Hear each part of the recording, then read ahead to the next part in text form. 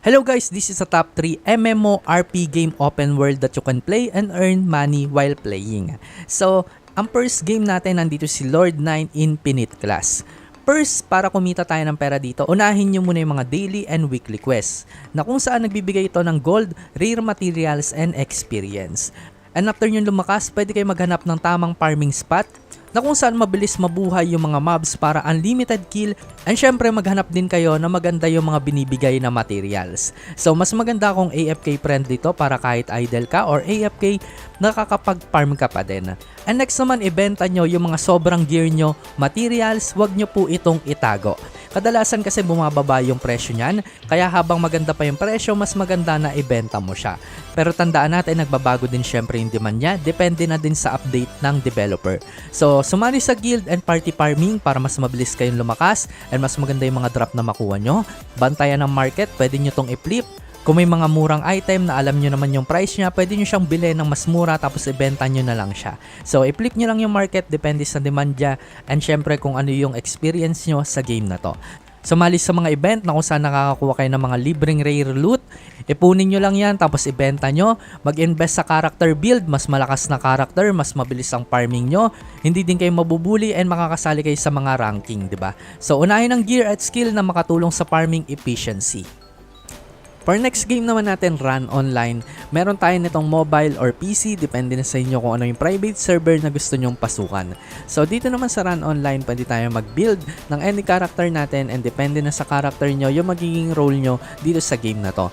Kung gusto nyo mag-farming, recommend ko sa inyo Archer, Swordsman, para mas mabilis kayo makapag-farm. And dito naman, para kumita tayo ng pera, pwede tayo mag-buy and sell ng gold sa other player. Pwede din tayo mag-hunt ng mga weapon and armor. Pagka nakakuha tayo niya, pwede natin siyang ibenta sa NPC. And kung maganda yung stats niya, pwede natin siyang ibenta sa other player para kumita tayo ng pera. So, huwag kayong mag-alala kasi pagka nabenta naman natin siya sa NPC, makakakuha kayo ng gold. And pwede nyo din naman benta yung gold sa other player. Tapos meron din tayong mga refines dito na pwede natin makuha pang plus ng item. Ayun naman ay mabebenta natin 15 pesos each, depende sa Run Online na lalaruin nyo. And yun nga, mas maganda kung mas madaming player kasi mas malaki din yung demand niya, mas mataas din yung price na mabebenta natin. So may mga ibang way pa para kumita dyan like pilot, boosting, and yun nga pag-flip din sa market. So pwede kayong bumili ng mga mura sa market and ibenta to sa other player, lalo na kung makaka-timing kayo na mura lang binebenta yon sa marketplace. So pwede nyo ibenta, i-shout siya para mas mabilis siyang mabenta. Ang tips ko naman sa inyo dito, kung sakali man na first time kayo maglalaro dito, go for Swordsman or Archer. So sa Swordsman, lalo na kung in-type ka, mataas yung defense mo, and yun nga, madali ka makakapag-farm sooner pagka malakas na yung level mo. Pero kung Archer ka naman, malakas din siya, pero malambot lang siya. So kung magsha-shaman ka naman, healer lang mangyayari sa'yo dito. Pero kung malakas ka na, higher level ka na, pwede ka na mag-switch sa POW type para magkameron ka ng damage.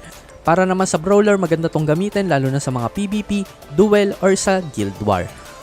And for last, nandito si Ragnarok, isang MMORP game open world. Meron itong mobile version and PC version. Paano nga ba kumita kay Ragnarok? So first, farming and grinding. Dito kailangan mo lang maghanap ng spot na kung saan pwede kang mag-farm and mag-grind para magkameron ka ng item na mabebenta mo sa other player. So meron din sila mga rare card na kung saan makakuha ka mas jackpot and mas malaki yung kikitain mo doon. Mas mabilis kung AoE yung build mo dito, Mage, Hunter, or Knight, para mas mabilis ka makapag-farm and makapag-hunt ng mga monster.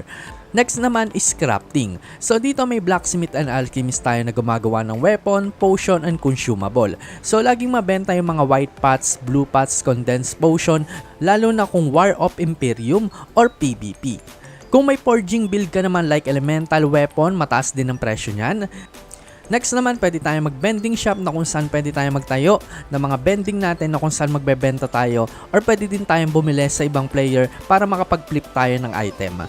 Para naman sa MVP at mini boss hunting natin, malakas kumita sa MVP drops at card. Halimbawa, Baphomet card, GTB o Taogung ka, instant millionary tayo dyan. Pero kailangan ng mas malakas na build or party para mas matalo natin sila, di ba? And para naman sa mga basic, meron tayo dyan mga daily quests at events. Para naman sa trading and market investment, pwede nating bantayan yung economy mismo ng game, bumili tayo na mas mura, and isale natin siya or mag-flip tayo sa mas mataas na price. Depende na sa inyo. May mga AFK farming din tayo dyan para sa mobile rocks or ROO. na kung saan pwede tayong mag-auto farm ng mga mobs kahit AFK tayo para makaipon tayo ng materials and sabayan natin ng pet adventure or assistant quest para dagdag income.